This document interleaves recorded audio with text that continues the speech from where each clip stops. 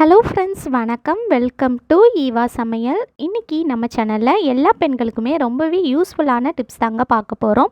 வீடியோவை ஸ்கிப் பண்ணாமல் பாருங்கள். நம்ம சேனலை இப்போ தான் ஃபஸ்ட் டைம் பார்க்குறீங்கன்னா சப்ஸ்கிரைப் பண்ணலைன்னா சப்ஸ்கிரைப் பண்ணிக்கோங்க. பக்கத்தில் இருக்க நோட்டிஃபிகேஷன் பெல் ஐக்கானை கிளிக் பண்ணிக்கோங்க. இப்போ வாங்க ஃப்ரெண்ட்ஸ், ஃபஸ்ட்டு டிப் என்னென்னு பார்க்கலாம். நம்ம டைம் ஆயிடுச்சே அப்படின்னு அவசரமாக தோசை சுடும்போது பார்த்திங்கன்னா சில நேரங்களில் தோசை அப்படியே கல்லோடு ஒட்டிக்கும். இந்த மாதிரி இருக்கும்போது நமக்கே ஒரு மாதிரி டென்ஷனாக இருக்கும் இல்லையா? இதுக்கு ஒரு சூப்பரான டிப் தாங்க பார்க்க போகிறோம். இந்த டிப்பை ஃபாலோ பண்ணி பாருங்கள். தோசை கல்லில் ஒட்டாமல் பெர்ஃபெக்டாக வரும். தோசை தோசைக்கல்லில் நல்லா ஒட்டிருச்சு அப்படின்னா அதை ஒருக்கா நல்லா தண்ணியில் கழுவி எடுத்துகிட்டு இந்த மாதிரி தோசைக்கல்லை ட்ரை பண்ணி எடுத்துருங்க. இப்போ அடுத்ததாக நான் இந்த மாதிரி கொஞ்சம் சின்ன பீஸாக ஒரு காட்டன் துணி எடுத்திருக்கேன். இதில் ஒரு நெல்லிக்காய் அளவுக்கு புளி சேர்த்துக்கோங்க. ஒரு பெரிய நெல்லிக்காய் அளவுக்கு புளி சேர்த்துட்டு இதை நம்ம இந்த மாதிரி நல்லா முடிச்சு போட்டு எடுத்துக்கலாம். இந்த மாதிரி முடிச்சு போட்டும் எடுத்துக்கலாம், அல்லது நல்லா டைட்டாக ஒரு ரப்பர் பேண்ட் போட்டும் நீங்கள் எடுத்துக்கலாம். பாருங்கள், இது போல் முடிச்சு போட்டு எடுத்துக்கோங்க. இப்போது அடுப்பை ஆன் பண்ணிவிட்டு அடுப்பை நல்லா குறைவான தீயில் ஹீட் பண்ணிக்கோங்க. தோசை தவா நல்லா சூடானதுக்கப்புறமா அடுத்ததாக நீங்கள் என்ன எண்ணெய் யூஸ் பண்ணுவீங்களோ அதை எடுத்துக்கோங்க. அதில் நம்ம ரெடி பண்ணி எடுத்ததை இந்த மாதிரி தொட்டு தோசை தவாக்கு மேலே இது போல் நல்லா தேய்ச்சி விடுங்க. அடுப்பு நல்லா குறைவான தீயிலே வச்சுக்கோங்க. அடுப்பு ஹீட்டாக இருக்கும்போது ஒரு 2 நிமிஷத்துக்கு இதை வச்சு நல்லா தேய்ச்சி விட்டுறலாம்.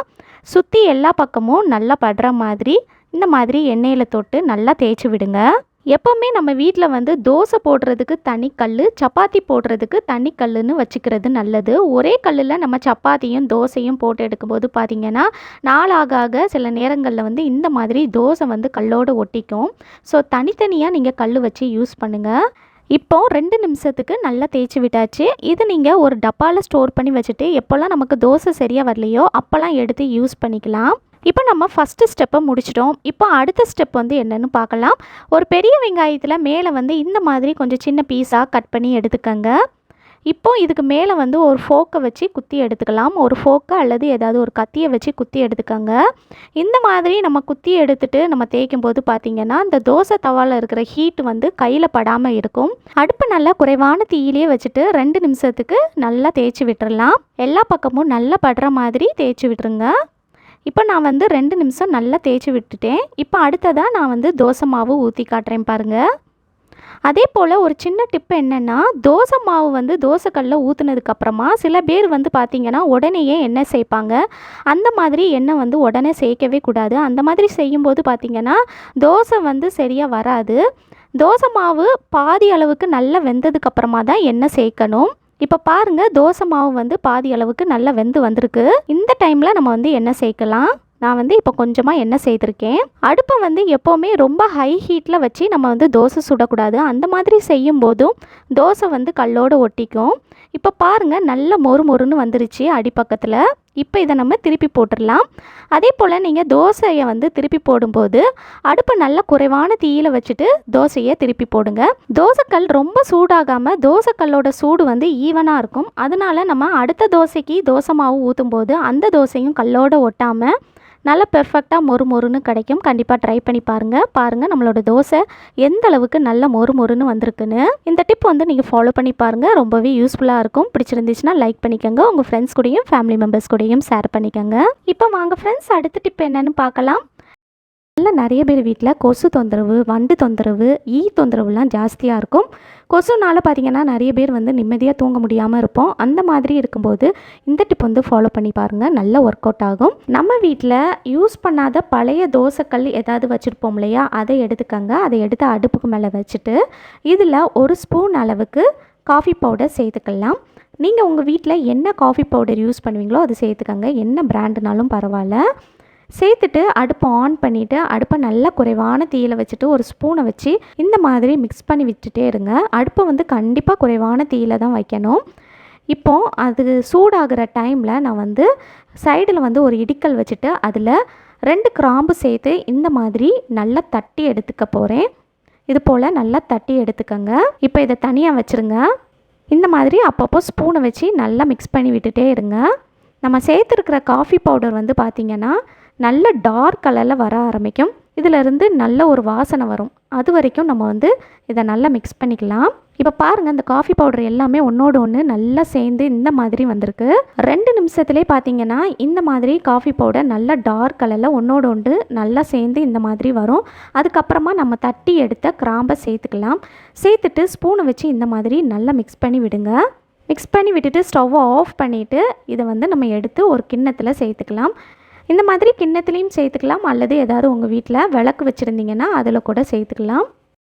இப்போ அடுத்ததாக இதில் நான் வந்து ஒரு கற்பூரம் வைக்க போகிறேன். இந்த மாதிரி கற்பூரம் வச்சுருங்க. வச்சுட்டு இதில் நம்ம நெருப்பு பற்ற வச்சிடலாம். இதோட ஸ்மெல் வந்து பார்த்திங்கன்னா ரொம்ப நல்லாயிருக்கும். அந்த காஃபி ஸ்மெல், கற்பூரத்தோட ஸ்மெல் எல்லாமே கலந்து வருங்க. இதோட ஸ்மெல் வந்து பார்த்திங்கன்னா கொசு, வண்டு, ஈனு எந்த ஒரு பூச்சிக்குமே பிடிக்காதுங்க. ஸோ நம்ம வீட்டு பக்கம் வரவே செய்யாது. இந்த கற்பூரம் வந்து நல்லா எரிஞ்சு அதை அணைஞ்சதுக்கு அப்புறமா பார்த்தீங்கன்னா நம்ம சேர்த்துருக்க அந்த காஃபி பவுடர் இருக்குது பாருங்கள், அதுலேயுமே அந்த நெருப்பு பட்டு நல்லா அதிலிருந்து புகை வர ஆரம்பிக்கும்.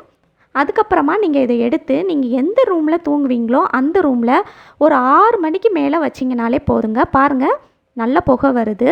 உங்கள் வீட்டு பக்கம் கொசு வரவே செய்யாது. நீங்கள் நிம்மதியாக தூங்கலாம். கொசு மட்டும் இல்லாமல் ஈ, வண்டு, வேறு எந்த ஒரு பூச்சுமே வராதுங்க. இதோட ஸ்மெல்லும் ரொம்ப நல்லாயிருக்கும். கண்டிப்பாக ட்ரை பண்ணி பாருங்கள். இந்த டிப் பிடிச்சிருக்கும்னு நினைக்கிறேன். பிடிச்சிருந்துச்சுன்னா லைக் பண்ணிக்கோங்க. உங்கள் ஃப்ரெண்ட்ஸ் கூடயும் ஃபேமிலி மெம்பர்ஸ் கூடயும் ஷேர் பண்ணிக்கோங்க. இப்போ வாங்க ஃப்ரெண்ட்ஸ், அடுத்த டிப் என்னென்னு பார்க்கலாம். நம்ம வீட்டில் இட்லி, தோசை மாவெல்லாம் பார்த்திங்கன்னா வாரத்துக்கு ஒரு தடவை நம்ம வந்து அரைச்சி எடுப்போம். அந்த மாதிரி அரைச்சி எடுக்கும்போது பார்த்திங்கன்னா அடியில் இருக்கிற மாவு வந்து கொஞ்ச நாள் ஆனதுக்கப்புறமா அது வந்து புளிச்சிடும். அந்த மாதிரி புளிச்சிடுச்சுன்னா நம்ம வந்து தூக்கி குப்பையில் போட்டுருவோம் இல்லையா? இனி அந்த மாதிரி நீங்கள் தூக்கி போடாதீங்க. அதை வச்சு நம்ம சிங்க்கு, அதுக்கப்புறமா பாத்ரூமில் இருக்கிற டைல்ஸு இதெல்லாம் கூட க்ளீன் பண்ணலாம். எவ்வளோ கரையாக இருந்தாலும் நல்ல பளிச்சுன்னு க்ளீன் ஆகிடுங்க. நான் இன்றைக்கி பாத்ரூமில் இருக்கிற சிங்க் தான் க்ளீன் பண்ணி காட்ட போகிறேன். இந்த மாதிரி ஒரு ஸ்க்ரப்பரில் வந்து மாவை வந்து தொட்டு இது போல் எல்லா இடத்துலையும் நல்லா தேய்ச்சி விடுங்க. எவ்வளோ உப்புக்கரை இருந்தாலும் சரி, இந்த மாதிரி நீங்கள் புளிச்ச மாவு வச்சு க்ளீன் பண்ணும்போது நல்லா பளிச்சுன்னு அந்த உப்புக்கரை எல்லாம் நீங்கி புதுசு போல் மாறிடுங்க. எவ்வளோ கரையாக இருந்தாலும் நல்லா பளிச்சுன்னு நம்ம வந்து சுத்தம் பண்ணிடலாம். உங்கள் வீட்டு சிங்கில் வந்து நிறைய உப்புக்கரை இருக்குது அப்படின்னா நீங்கள் இந்த மாதிரி மாவு சேர்த்து அப்ளை பண்ணி விட்டுட்டு ஒரு 10 நிமிஷம் நல்லா ஊற விட்டுருங்க. ஊற விட்டுட்டு அதுக்கப்புறமா நீங்கள் ஸ்க்ரப்பரை வச்சு நல்லா தேய்ச்சி விட்டுட்டிங்கனாலே அந்த கரை எல்லாமே ஈஸியாக போயிடும். இந்த மாதிரி புளிச்ச மாவு வச்சு கிச்சன் சிங்க்கு, பாத்ரூம் டைல்ஸு, பாத்ரூமில் இருக்கிற சிங்க்கு, கிச்சன் ஸ்லாபு எல்லாமே நம்ம வந்து க்ளீன் பண்ணலாம். எவ்வளோ உப்புக்கரை இருந்தாலும் எவ்வளோ கரையாக இருந்தாலும் நல்லா பளிச்சுன்னு சுத்தம் பண்ணி கொடுக்குங்க. இப்போ நான் எல்லா பக்கமும் நல்லா தேய்ச்சி விட்டுட்டேன். அடுத்ததாக நான் வந்து தண்ணி ஊற்றி நல்லா கழுவி விட்டுட்டு எப்படி இருக்குன்னு காட்டுறேன் பாருங்கள். இப்போ பாருங்கள், நான் சுற்றி தண்ணி ஊற்றி கழுவி எடுத்துட்டேன். எந்த அளவுக்கு நல்ல பளிச்சுன்னு புதுசு போல் மாறிடுச்சு பாருங்கள். எவ்வளோ கரையாக இருந்தாலும் நீங்கள் இந்த மாதிரி க்ளீன் பண்ணி பாருங்கள். ஃபஸ்ட் இருந்ததுக்கும் இப்போக்கும் உங்களுக்கு வந்து நல்ல டிஃப்ரென்ஸ் தெரியும்னு நினைக்கிறேன். இனி புளிச்ச மாவை தூக்கி போடாமல் இந்த மாதிரி நீங்கள் க்ளீன் பண்ணுறதுக்கு யூஸ் பண்ணிக்கலாம். ட்ரை பண்ணி பாருங்கள். இந்த டிப் பிடிச்சிருந்துச்சுன்னா லைக் பண்ணிக்கோங்க. உங்கள் ஃப்ரெண்ட்ஸ் கூடயும் ஃபேமிலி மெம்பர்ஸ் கூடயும் ஷேர் பண்ணிக்கோங்க. நம்ம சேனலை இப்போ தான் ஃபஸ்ட் டைம் பார்க்குறீங்கன்னா சப்ஸ்கிரைப் பண்ணலன்னா சப்ஸ்கிரைப் பண்ணிக்கோங்க. பக்கத்தில் இருக்க நோட்டிஃபிகேஷன் பெல் ஐக்கானை கிளிக் பண்ணிக்கோங்க. தேங்க்யூ.